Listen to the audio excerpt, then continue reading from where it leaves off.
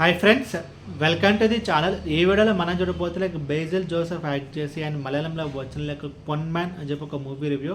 And ఈ movie మొత్తం చూసిన తర్వాత నా ఒపీనియన్ చెప్పడం నాకైతే నో లాజిక్ ఓన్లీ మ్యాజిక్ అని చెప్పి నాకైతే అనిపించింది.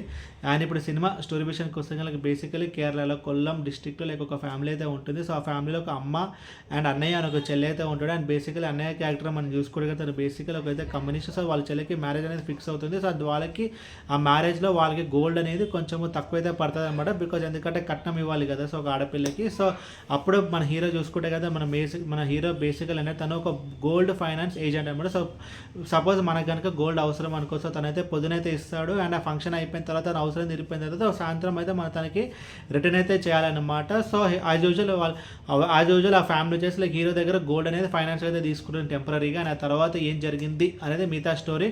లైక్ ముందుగా ఈ సినిమాలో ప్లస్ పాయింట్స్ గురించి మనం మాట్లాడుకుంటే కనుక ఈ మూవీ కాన్సెప్ట్ అయితే కొంచెం బాగుంది. మామూలుగా మన హీరో క్యారెక్టర్ చూస్తుంటాం లైక్ నా పేరు శివ మన మూవీలో చూసుకుంటే లైక్ హీరో వచ్చేసి లైక్ కలెక్షన్ జరిగైతే ఉంటాడు.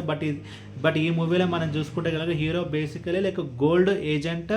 సో గోల్డ్ ఫైనాన్స్ ఏజెంట్ అనమాట. సో హీరో క్యారెక్టర్ కొంచెం వేస్తే కొంచెం కొత్తగా ఉంది. అండ్ మూవీ కాన్సెప్ట్ కూడా కొంచెం అయితే బాగుంది. సో లైక్ ఒక ఆడపిల్ల మ్యారేజ్లో లైక్ కట్నం అనేది ఎంత ఇంపార్టెంట్. సో లైక్ మగ పెళ్లి వాళ్ళ ముందు ఒక పరువు పోతే కనుక లైక్ ఎలాంటి ఒక సిచ్యువేషన్ అయితే ఫేస్ చేయాలి. ఇలా కొన్ని రియల్ లైఫ్లో జరిగిన కొన్ని ఈవెంట్స్ అని అక్కడక్కడ టచ్ చేయడం అయితే జరిగింది. సో ఆ కాన్సెప్ట్ అంతా బాగుంది. అండ్ హీరో క్యారెక్టర్ కూడా బాగుంటుంది. సో స్టార్టింగ్లో చాలా సాఫ్ట్గా అయితే కనిపిస్తాడు. బట్ స్టోరీ ప్రోగ్రెస్ అయ్యే కొద్దీ తనలో ఉన్న రియల్ క్యారెక్టర్ అనేది బయటకు వస్తుంది. అండ్ స్టోరీ స్క్రీన్ ప్లే విషయానికి వస్తే కనుక ఇందా చెప్పినట్టు కాన్సెప్ట్ అయితే బాగుంది. అండ్ స్టోరీ స్క్రీన్ ప్లే కూడా మనకి ఒక లెవెల్ వరకు ఎంగేజింగ్గా గ్రిప్పింగ్ అదంతా కొంచెం బాగానే ఉంటుంది. సో వన్స్ మెయిన్ స్టోరీకి వెళ్ళిన తర్వాత ఆ డ్రామా కానీ ఆ ఇన్సిడెంట్స్ లైక్ ఆ సిరీస్ ఆఫ్ ఈవెంట్స్ కానీ అంతా మనకి కొంచెం బాగానే అయితే అనిపిస్తుంది. అండ్ టెక్నికల్ డిపార్ట్మెంట్స్ విషయానికి వస్తే లైక్ బ్యాక్గ్రౌండ్ స్కోర్ బాగుంది.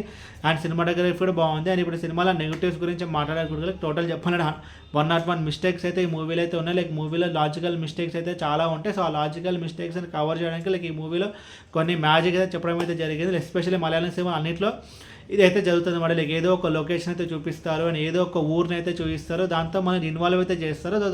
దాంతో మనం ఇన్వాల్వ్ అయిపోవడం వల్ల మనకి ఆ లాజికల్ మిస్టేక్స్ అన్నీ మనకైతే కొంచెం అయితే కనిపించవు. అండ్ ఈ మూవీలో కూడా అంతే లైక్ చాలా లాజికల్ మిస్టేక్స్ అయితే ఉంటాయి. బట్ ఇంత చెప్పినట్టు లైక్ ఈ మూవీలో లైక్ కొల్లం డిస్టిక్లో ఒక ఊరిని అయితే చూపించడం జరిగింది. దాంతో మనకి ఆ బ్యూటీ లైక్ ఆ విజువల్గా మనకి బాగానే అనిపిస్తుంది అనమాట. దాంతో మన మూవీలో మైనస్ పాయింట్స్ అనేది మనం మర్చిపోతాము. అండ్ ఓవరాల్ ఈ మూవీ గురించి చెప్పాలి నాకైతే యావరేజ్ టు అబవ్ యావరేజ్ ఉండే మూవీ.